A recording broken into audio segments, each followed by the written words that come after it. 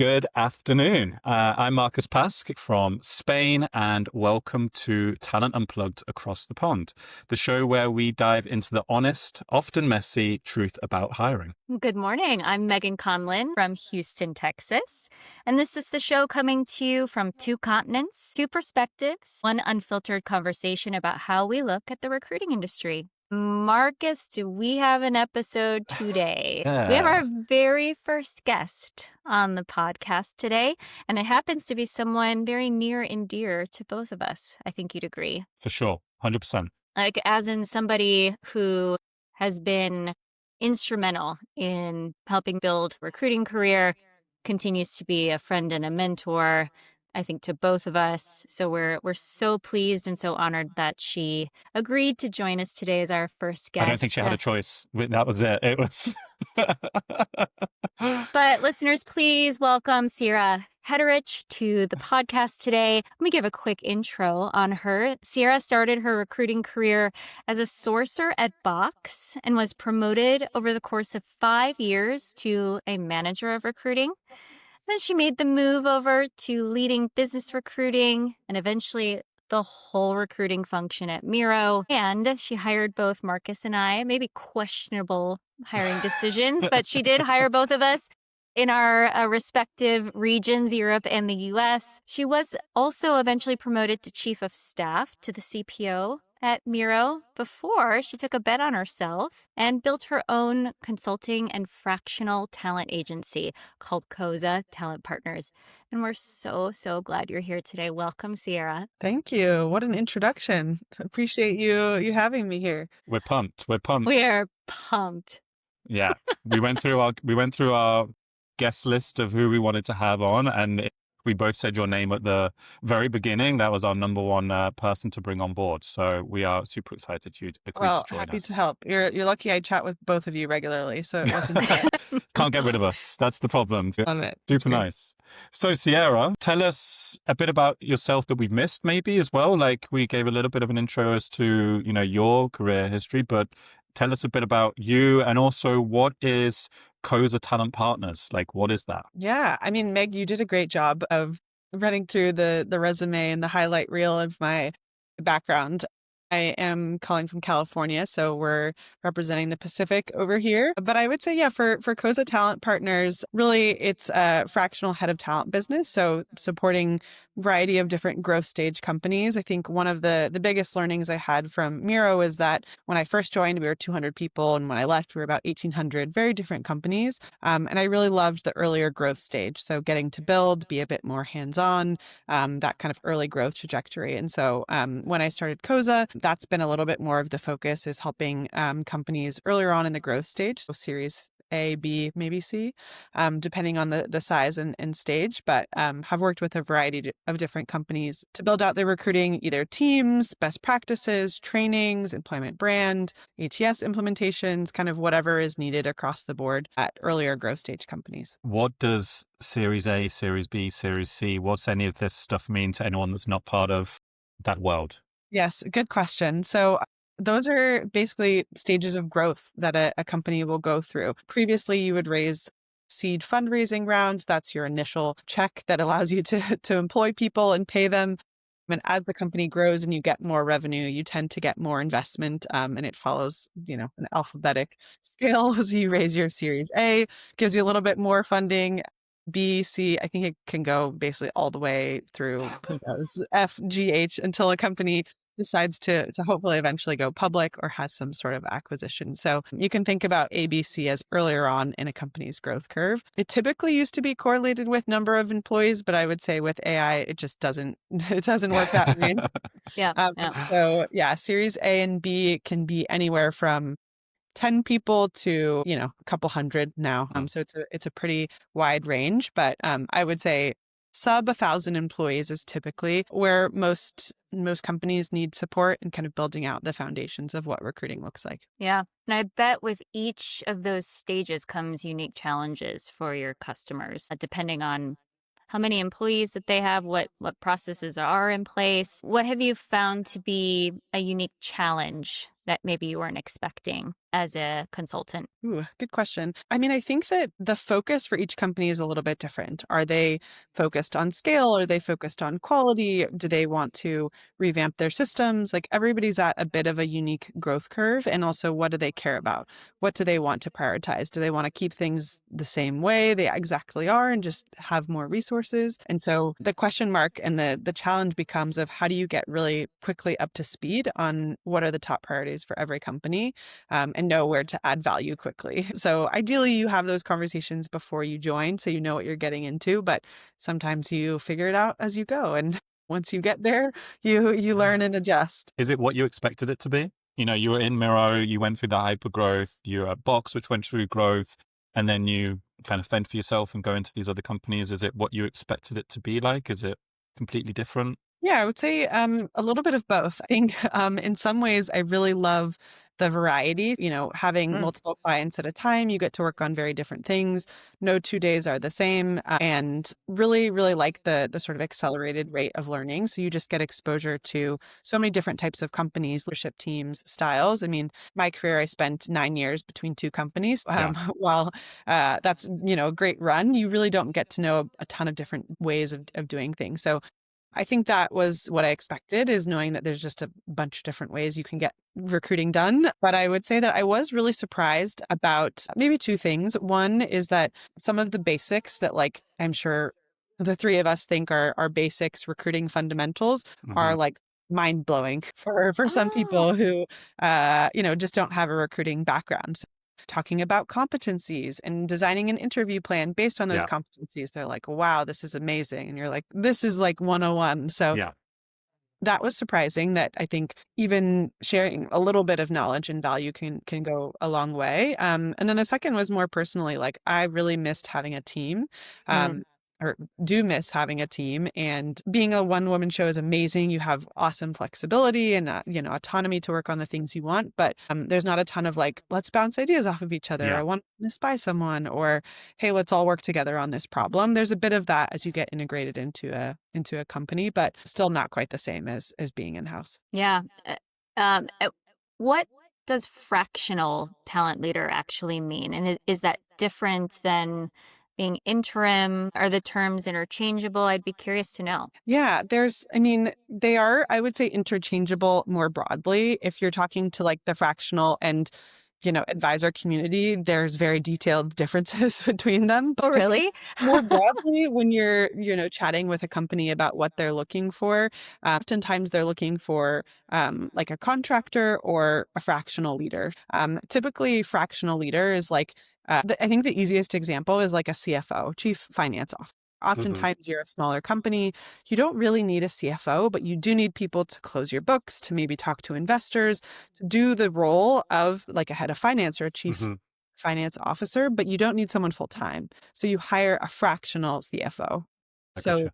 similarly is head of talent, fractional head of talent. You're maybe a couple different recruiters, you have a few people on the team. Head of talent's not really a full-time job, or maybe it's like, hey, we want someone who's also recruiting, but then also doing strategic work. You could go as someone who's a fractional head of talent. So it's not typically full-time. So it'll be, 20 hours a week, 30 hours, 10 hours. It could be any Yeah. version of that. But you are fully embedded in the team. So I would say that oftentimes people use consultant also interchangeably. I think of a consultant as someone who's not typically embedded in a team. They're more of like advising from the outside of, hey, you come to me with a problem. I'll help walk you through it. I'll give some advice. They go off and, decide to take it or not.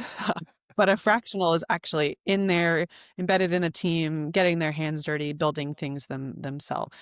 There's so many different versions of how you can engage with a company in a non-full-time capacity. I have learned a lot about it. I definitely did not know going into this that there are so many flavors. But the nice part is that there's a lot of appetite for these different versions to sort of be able to engage, whether it's contract, hey, I want to be here full-time, but only 3 months, or I want to be fractional and come in and actually lead a team, or consultant. I want to advise from afar. So there's a little bit more flexibility, I think, to owning your own business and becoming a talent leader, whether it's fractional or not. Got it. So essentially, it's the scope of the role determines the term that you use. Yes. How many clients are you generally working with at one time? It's a good question. I would say 3 is too many, is what I learned. I would say 2 is the sweet spot. 3 is very possible. Depends, I think, a lot on the size of the engagement. Going back to your sort of previous question of what is the scope.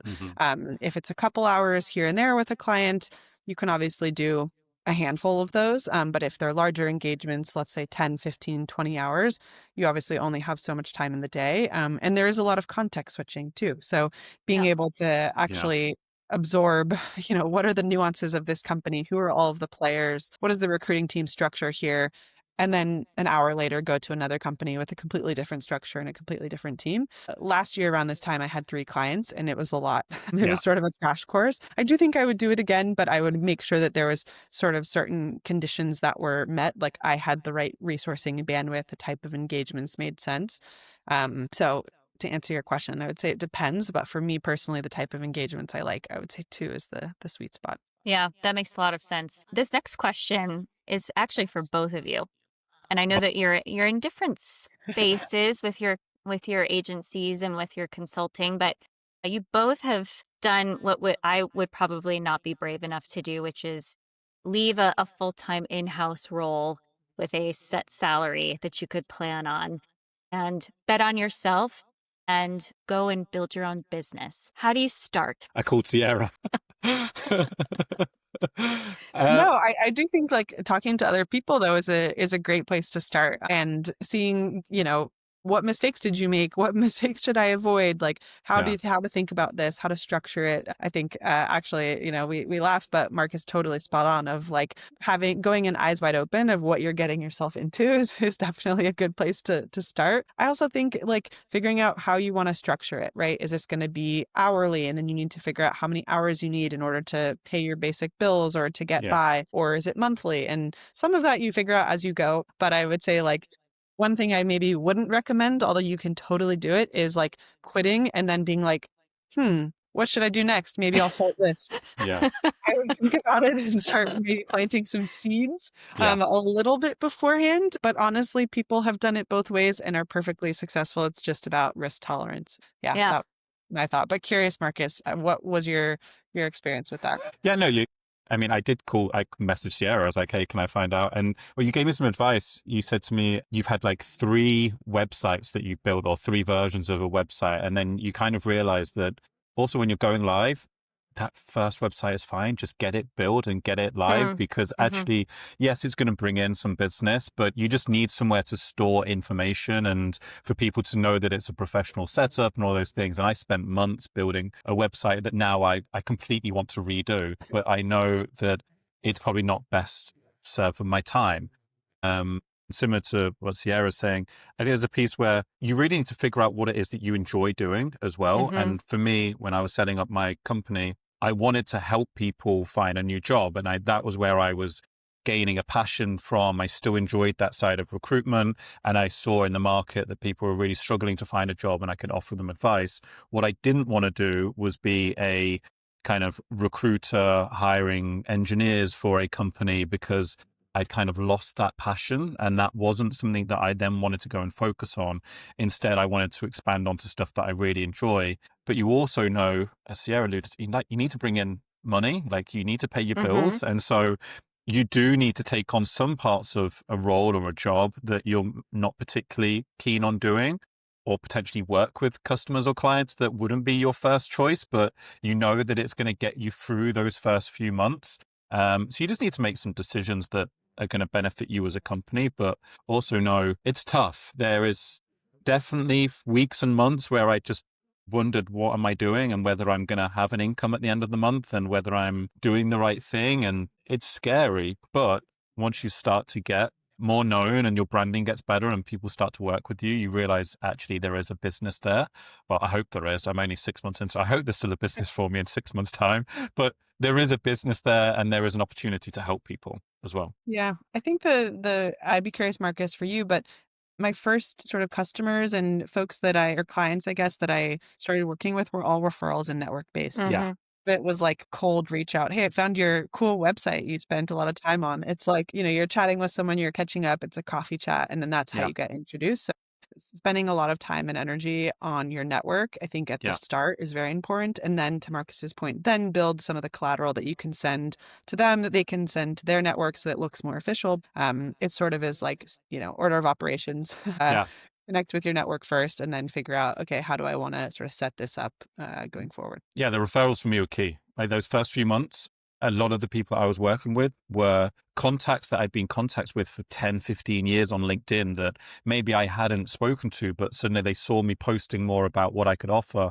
And then someone else would share it. And then I had a message from someone that I hired 12 years ago saying, hey, I saw you're doing this. I would love some help. And I'm like, didn't know where it was going to come from, but those referrals and just branding was super important for me in those early stages. How do you balance the difference between getting your name out there and having some sort of brand to present a value behind and just jumping in and saying, oh, I'm going to reach out to my network. I COSA Talent Partners. I don't even have a title for it yet, but I'm Sierra Hedderich and this is my new business. Like what I fear for me, I would have like a perfection decision paralysis where maybe similar to Marcus, I would need the brand to be pristine before I presented it to the world. And what I'm hearing from you is it can't be. It has to be something that you iterate on. You just have to understand the value that you're going to provide and then jump at it. How do you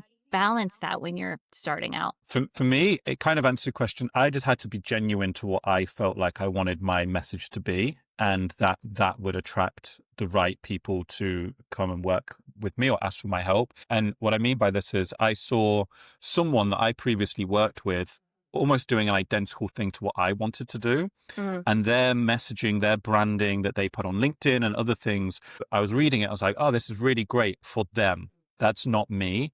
And actually, I wanted to figure out what my voice is, my branding, and put it out there, but also start off quite simple with, I'm a job search coach. Hey, here's some CV advice that I can offer you for free on my network. And what do you think about it? Or this is what I think is happening right now in the market. And you just build up on your expertise, which is the basis of it. And then from there, build up even more on actually doing some webinars that I did. And then I asked Megan if we should do a podcast together. And then it's like these things just evolve from I'm going to put my first message out on LinkedIn to webinar to podcast. Like this is just an evolution of what is it I want to do and what is my branding and what is it that I feel comfortable doing and making sure that there is an audience for it. I hope that alludes to the answer. Yeah. I think so. Sierra? Yeah, no, I would say very similarly that it's an evolution. I got some great advice again from like networking, chatting with folks before, but one piece of advice was thinking about as you sort of create your brand, your company, do you want the company to be the face or do you want to be the face? So like, are you the brand?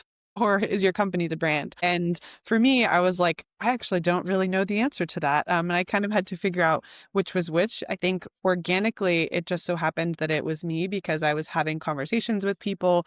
I wasn't going really hard on the marketing campaigns, et cetera. It was more of informal one-on-one conversations with folks in my network or, hey, you should chat with so-and-so, and then having that conversations. When people would think about, a fractional talent leader, they would think about Sierra. They wouldn't think about COSA, right? And actually stopped putting time and energy into building the brand because it is now sort of like the umbrella at which, the back-end systems work, but it's not necessarily where people come to work with me. It's all through referrals. So to go back to your original question, Meg, is like, even if I had put a ton of time into it, that isn't actually what people are attracted to.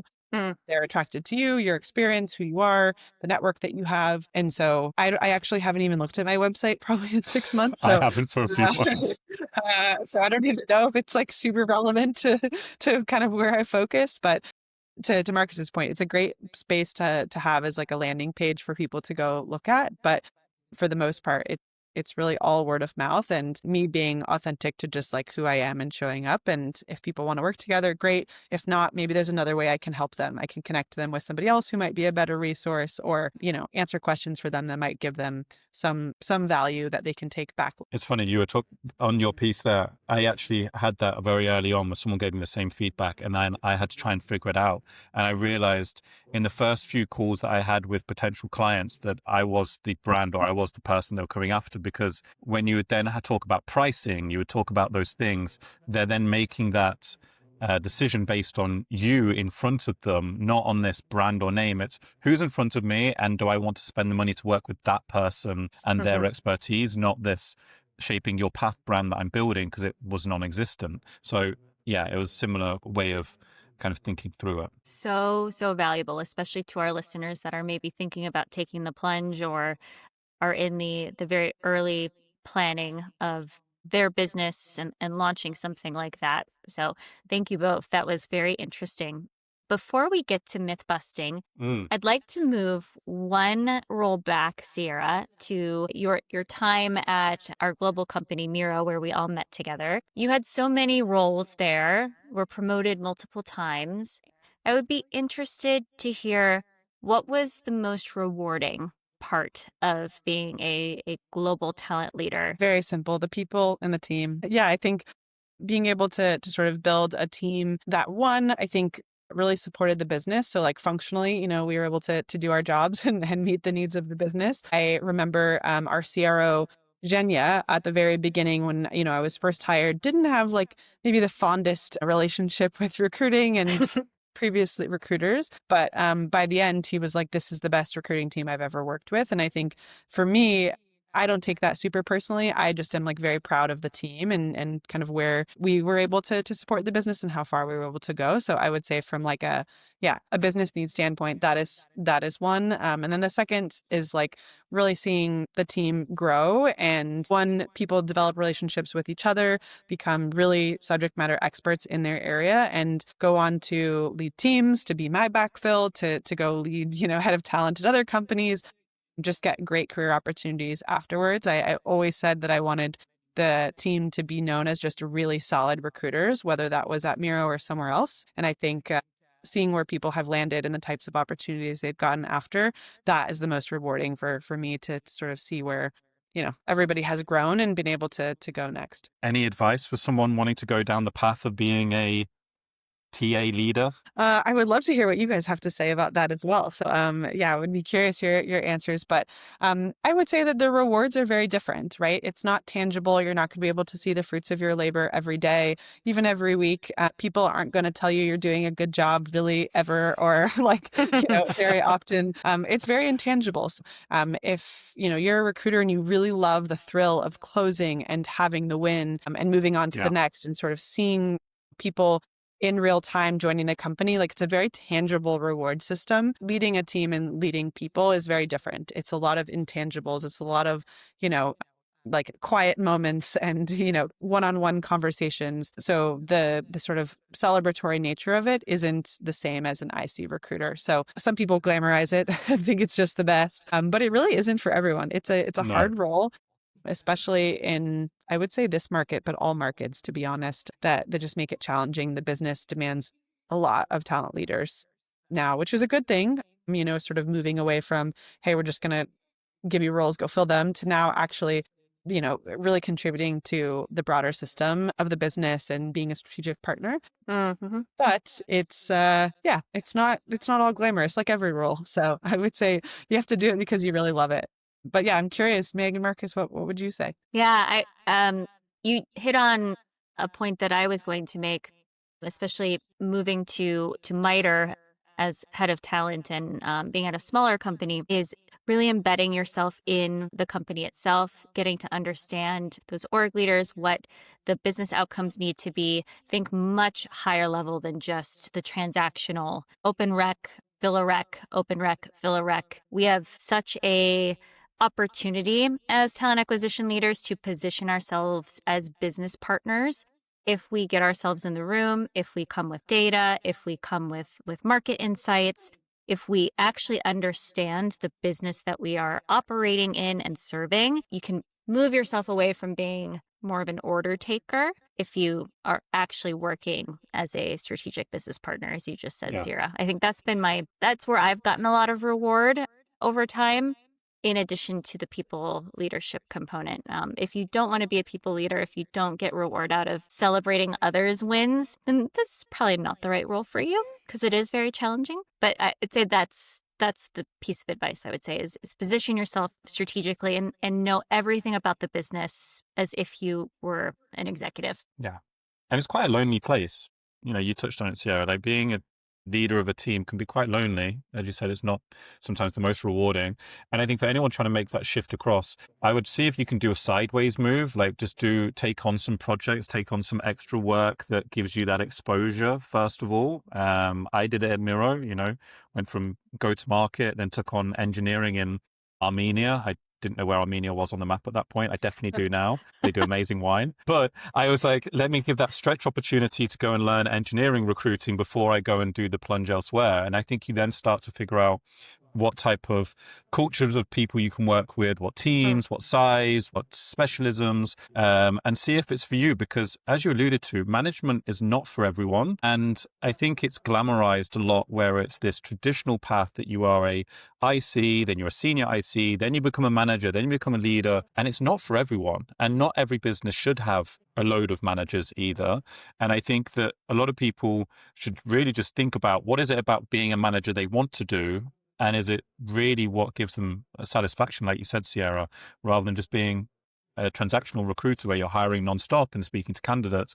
Do you want to go and do all of the other side, which is performance reviews? It is dealing with, other things that you don't normally have to deal with. And it's a lot, but there's so much reward in it when you get to see people grow and develop and sometimes have those performance conversations where someone's getting a promotion. Like they're the big wins when you get to have those parts. And you hold on to that for another year because it's such a nice feeling to then get you through the next part. That would be my advice. I think that I have cried in every promotion conversation Sierra ever gave to me. I'm a very emotional performance review receiver. Well, it makes me feel better. I don't remember it that way at all. They were all very happy conversations in my mind. Marcus, I do remember we were sitting at a wine bar. The wine bar, yes. Yeah. When I came over. So some of the conversations are like very, very distinct memories, which are the fun ones that you get to have. It was coming through my head when we were discussing promotion. I was like, yes, me and Sarah went to the wine bar, and it was your favorite wine bar in Amsterdam, and it was across the road from my house, which I've frequented quite a few times. But it was that moment, it was like, yeah, this is going to be what's happening next. I was like, great, this is an unbelievable way to tell someone, like having a glass of wine sat by the canals in Amsterdam. I was thrilled. It was great. Yeah. And Meg, yours was while you were actually on maternity leave. I called you and said, hey, when you come back, you've got a big role waiting for you. Get ready. That is right. That was daunting and exciting all at the same time. But yeah, Meg, what's that like? You're on maternity leave, and historically, like we'll put out there because we do some myth busting and talk about honest stuff. Being on maternity leave can be a very scary place from what I can understand. And then you get this phone call from your manager saying you're going to come back to a higher position and everything. What was going through your mind? We all saw it on the cards because you were doing an amazing job in the background, but being off and then Marcus. did it feel like it was going to happen? Did it feel like it was going to be a challenge when you came back? I think Sierra was positioning it to be that way when I returned. So it wasn't entirely a surprise. Was it daunting? Yes. And shout out to our working moms, working parents. It was quite the juggle. I'll be so honest, and maybe we'll do a whole episode on that. To have a newborn and to be working at a high growth startup in a leadership role, especially in a first line leadership role, I would say arguably the most difficult of the leadership roles is first line management. So I had been in a lead or a manager position previously, so I had a bit of a roadmap, so that wasn't quite as scary. If she had said, hey, you're going to be head of business recruiting when you return, that would have been very, very scary, to be honest. Fortunately, Sierra was such a supportive and wonderful manager and mentor at the time that my transition back from maternity leave was as smooth as could have possibly been. So I was very lucky in that regard. I know not every parent is lucky in that regard. Yeah, it was wonderful to see that it happens. Like genuinely. Yeah, absolutely. Absolutely. I know women in the job market right now, particularly, are nervous about sharing pregnancies and taking time off because it may stunt their ability to get that promotion or see career growth. And that stigma is not gone. But shall we get into some myth busting for today? Myth busting. Let's go. I love it. Okay, cool. I'm really excited about this topic. I think it's going to be spicy. Every hire needs to be above the bar, quote unquote. And perhaps we start with what we mean by above the bar. I think there might be some folks that don't know what we mean by that in recruiting terms. I can share my definition of what we mean by above the bar. So essentially, it's that a candidate exceeds the minimum standards your company has set for that specific role, the skills, the values, the performance, trajectory, behaviors. So like our team would be better off if we hired this person, would be my definition of above the bar, based on a role rubric, ideally, that's already been pre-solidified before hiring has begun. Sierra, anything to add? Yeah, I mean, I think it means something different at every company is what I have learned. So I do think it's a great call out to sort of define what do we mean when we're talking about it here. I would say that there's probably two different ways that I sort of hear it the most. One is the bar is sort of like, set median, let's call it like the average of the team that meets, most of the competencies according to the rubric, etc. Some people also referred to the bar as like the top performer on the team, right? We want to continually be hiring better than best. So we're elevating the team constantly. Basically the caliber of talent is always increasing. And those mean, I think, two very different things when it comes to like tactically recruiting against it. So I think actually defining like where the bar is as well as what the bar is really, really important when you're figuring out how do we actually go hire against it. And how can internal teams go about figuring out what their bar is? There's a few ways. I mean, you can look at performance reviews can be a part of it, where you look at, you're doing it for your recruitment team and you look at the performance reviews and see how people are doing, and that maybe there is a skill set that is missing. Maybe there is a part of the experience that is missing within that team. Maybe there is something you're trying to plug in, and that can be you need a specialist on engineering hiring for a TA team. So you'll bring in a really strong engineering recruiter that is more higher experience than what you're currently seeing within that team. So you can look at it that way. You can be from just the companies that they've come from, the industries they've come from. Like a lot of startup scale-ups, they want to look for people that have been through it themselves, that have been through that pattern like we all have. And so they might look for someone that has actually understood how that growth has gone. And that will raise the bar because they've already experienced what those challenges are going to be before you actually get to them. And so that can actually really help develop the team. And it can be a variety of ways of you looking at the bar. I think the interesting part is also, and it's skipping it a little bit, it feels like it's only really started coming through in the last 5 or 6 years, this hiring bar raiser program. Everyone calls it something different. I don't feel like it was a thing 10 years ago. Maybe it was a little bit, but we didn't talk about it. Now, almost every company I speak to, every person is talking about, we need to have a better hiring bar, a bar raiser. We need to think about how we elevate. And you're going to hit a ceiling point sometimes where you just really can't go much higher than you already are. But it's a very interesting topic that I feel like evolved a lot in these last 4 or 5 years. Sierra, what would you look at? Yeah, no, I completely agree with you. It does feel like it's become more of a hot topic. I think there was a lot of hiring that was done without much regard to sort of quality. A lot of it was we need to hire these people, we need butts in seats. And we've especially seen, I think, a turn of that over the last couple of years where companies maybe haven't had as much budget to go hire at the same volume previously. And so there's been much more focus and prioritization on quality. So, okay, how do you operationalize quality? You figure out how do we raise the bar, whatever that means to a particular company, right? So I would echo everything you said, Marcus, around like looking at your current team. I think honestly, some very candid, honest conversations by managers and leadership around who is actually meeting expectations and who isn't. Asking yourself questions of, would you rehire this person again today?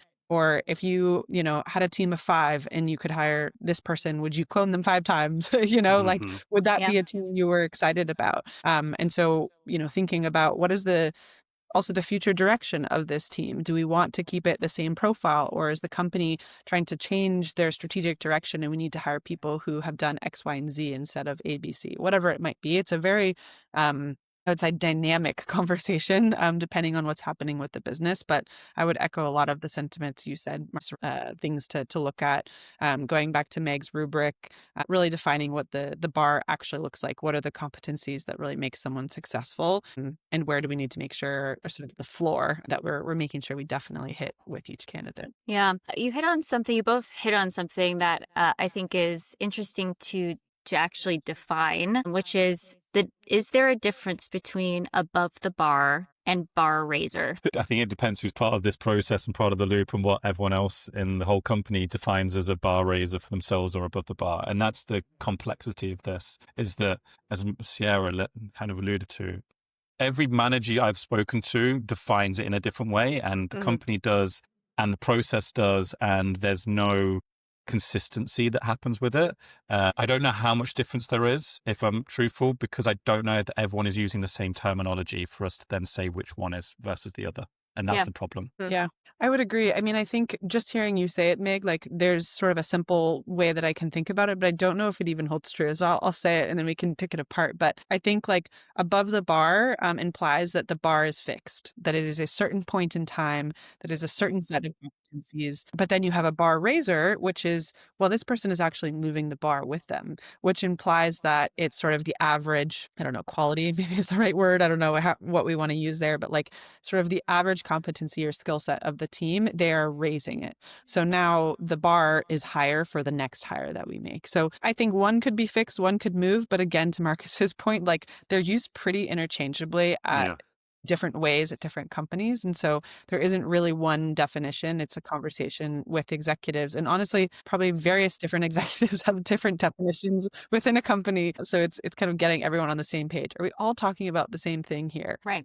Yeah. And are they assessing their internal team across the same criteria for that bar to be a certain level? So, you've got one manager that is assessing all of their team and saying, this is my bar of talent that I'm bringing in and what the current team is. And everyone that I have right now is above the bar. But then you're doing a cross-reference to another manager and they might have even higher standards or lower ideas of what that is. So across teams, across functions, across companies, that bar is changing so much because we all have biases at the end of the day. Like we're not going to remove this. So everyone is interpreting it in a completely different way each time. And that's difficult. So back to our myth then. Does every hire have to be raising the bar? No. I don't think so. Marcus, go for it. Because like when I was scaling up my recruitment team, like I would bring in some more junior talent. And would that be raising the bar of the overall team right away? No, they wouldn't be a bar raiser. But what they would be is someone that in the future could be really top talent. So you also look for people that are going to grow and going to develop, but they might have just the raw skills and experience or the right attitude for doing the role. And you can see that in them. But actually, if you look at their experience on paper versus someone internally in the team, no, they would not be a bar raiser. But what I see is potential in someone becoming an amazing person in the team. And that would then hopefully in the future have them performing at a bar that is really high for you to then think about.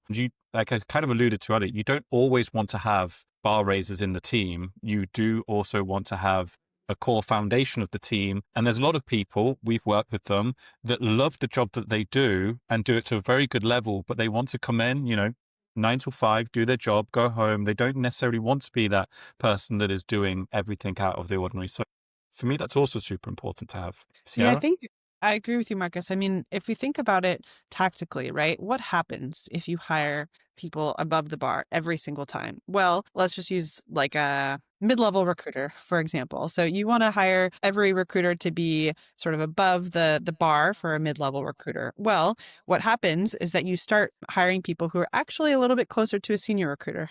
Because the bar is changing, right? Like you're hiring people here, they're above the bar. Okay, well, the bar's moved. Now you're hiring here. Okay, so the bar actually will bump up against the leveling framework if you continually hire above the bar, which means that you need to start paying them at a higher pay band, which means that now there's like a pay discrepancy between the old team and the new team. And now does the competencies for what a mid-level recruiter change? Because now over half the team, maybe 90% of the team is operating closer to a senior recruiter than they are mid-level. So I think it actually has longer term implications if every single hire is above the bar.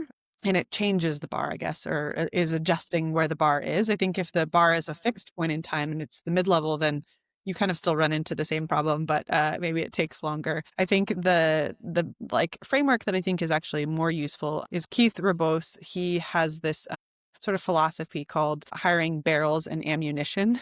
So basically, hiring people who are barrels, who are very like powerhouses, right? They're 10Xers in terms of their output. They're able to sort of have an idea, take it to, what is this actually going to look like when we operationalize it, and actually all the way to the finish line. Well, not everybody is, good at coming up with those ideas and actually has the resources to then go execute on them. That's where you need ammunition. So there needs to be a bit of a ratio between people who are 10Xers. They can really up-level your team. They have these great ideas, can navigate projects or processes from start to finish. But you also need people to go out and execute on that vision, that inspiration that comes. I do think having a dynamic team of both is probably the best place to be. It's just hard in this current market. No CEO wants to say, okay, we're going to hire someone who's like maybe below the bar or at the bar. Like that's not acceptable. And so it takes a little bit of massaging to actually figure out, how are we going to operationalize this? How do we want to make sure this actually turns into a recruiting strategy that's sustainable? Because it will slow down hiring significantly if we continue to hire above the bar. Yeah, definitely. Definitely. I'm going to say it depends. And it depends for the exact reasons, Sierra, that you actually just mentioned. There are stages of a company where it is imperative that every hire is a 10Xer. For example, the founding engineering team. It's like under 20 engineers. It's really, really important that every engineer is phenomenal at what they do. Otherwise, your product is not going to get off the ground. You're not going to be able to continue to build the product roadmap or the feature requests that your initial customers are asking for, and you're sunk. Same with your G&A team, same with your sales team, same with your implementation team. Seeing it now currently is invaluable. The level of talent that we are assessing for and the amount of impact that they can have for us at a sub 100 person company. So that is the only time that I would say that every new hire for a certain timeline or a certain stage of company does need to be above the bar. I wouldn't say raising the bar, but I would say based on your rubric above the bar. Then after a certain threshold, and I don't know what company size that would be, it certainly doesn't matter the series. I think there's a certain employee count where it's important to have those layers. So at the bar is perfectly acceptable. You need to have somebody who's going to grow into the role, like an early careers would be like the first thing I think of. Like your incoming new grads for an SDR program are not going to be above the bar. They may have a high slope, which is really valuable for the long-term longevity of a company, but you don't need them all to be above the bar raising.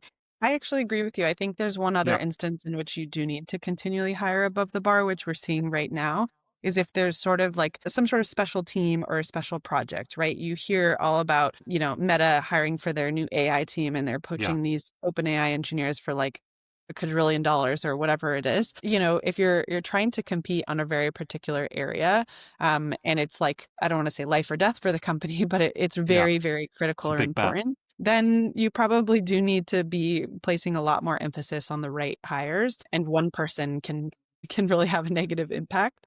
So I think as long as the company has priorities that you can align a hiring strategy to, then you can figure out, okay, where do we need to put the time and energy? But if they're like every single hire needs to be above the bar, you're going to just slow down hiring pretty soon. Yeah, absolutely. And I think that companies don't do enough investing in testing for their values, assuming they actually live them embedded in their ways of working. I think that there are a lot of companies that purport to have values and put them on their website, but then don't ever really intentionally interview for them, or the values interview is one interview in the interview process, but it's sort of the throwaway interview. Like if it went okay, that's all right. Like they were great at everything else, and then it ends up not being a fit in the long term. So I would say like invest in the values alignment. That is a culture killer, and that will crush your retention if the folks that you bring on board, especially early in a company, are not aligned to the values that you have. I just love listening to you too. It's like I'm learning even now, years on, listening to you both going back and forth, and I've swayed my mind going from, yeah, it's true. Yeah, that's also true. It's incredible to watch. It's great. And this is why also, Sierra, we brought you to be our guest, because like your knowledge and expertise on this is truly valuable. Probably it for this episode. We have touched on a lot so far today. So lots that everyone can get to listen to. But that is it for this episode of Talent Unplugged Across the Pond. We want to thank you, our special guest, Sierra, for joining us today. And we hope you have enjoyed listening, and we look forward to more stories, some more myth busting, and everything in between. So it's a goodbye from me. It's a goodbye from me. Thanks for having me.